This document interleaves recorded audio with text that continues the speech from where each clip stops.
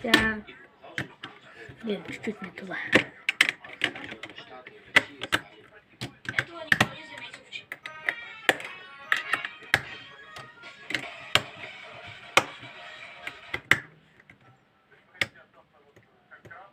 Не работает. Ну ладно. Теперь попробую вот это.